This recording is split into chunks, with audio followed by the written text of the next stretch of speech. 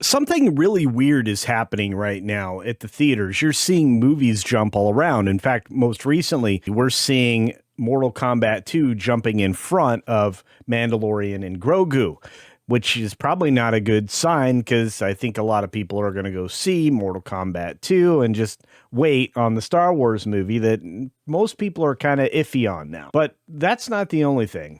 Let's jump to what's important. So, here we go.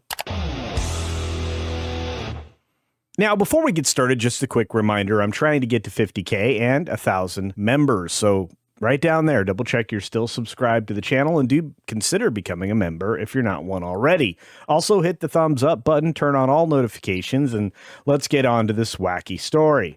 You see, Todd Fisher wrote this on October 27th. Mortal Kombat 2 jumping ahead of Mandalorian and Grogu, a surprise release shift. This movie's moved around more than once. Something else is going on here. That's what my instincts are telling me. The release date for Mortal Kombat 2 has changed again, with the film now set to arrive in theaters on May 8th, 2026.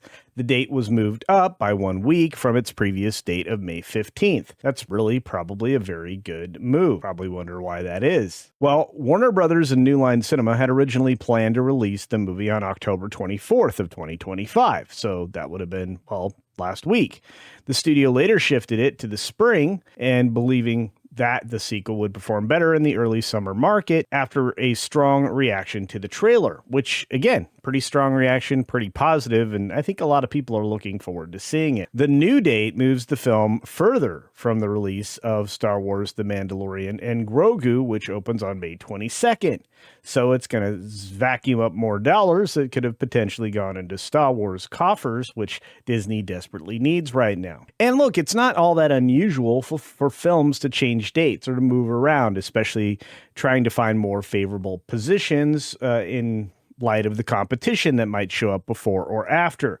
I imagine Mortal Kombat 2 needs every dollar of the money that they're spending to come back and have some profit on top of it. Whereas Mandalorian and Grogu is coming out from Disney, which means they don't care about profit anymore. They're going to wokeify their story, which we should expect when this Mando movie does come out. Plus, it's got Pedro Pascal, the box office killer, leading the franchise for the foreseeable future. Disney's really doubling down on losers lately, and that goes for actors as well. But New Line Cinema calls the upcoming sequel the high-stakes installment in the blockbuster video game franchise in all its brutal glory, which again, it's going to be brutal. We're going to see a lot of great special effects, I'm sure. They did a really good job with the last one. And actor Adeline Rudolph said her character, Katana, will have as much screen time and impact as Carl Urban's Johnny Cage.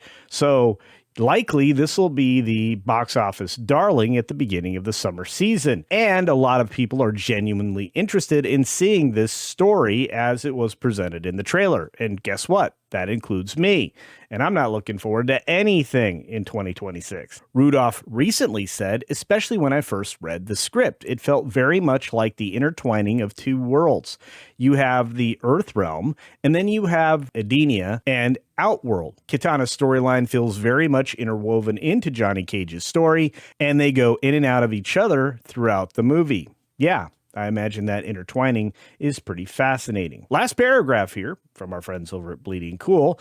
Meanwhile, the game series continues to expand beyond films. Mortal Kombat Legacy Collection, created by Digital Eclipse and published by Atari, will launch at the end of October during the New York City Comic Con, and I find that rather fascinating. In fact, I think when you start to see things intertwine and people start to rebuild flywheels, then I think you have an opportunity at synergy, which is something Disney used to capitalize upon all the time. In fact, they were the masters at it, which is what built, well, the machine that Iger took over from Eisner and then continued to buy things and drive them all into the ground. There's only about a decade of space between the time that Iger acquires something and its ultimate failure, and with Star Wars, we're already there. So I can't imagine Mandalorian and Grogu being a big money earner, and I certainly can't imagine the MCU coming back into, well, the dominant position it used to have.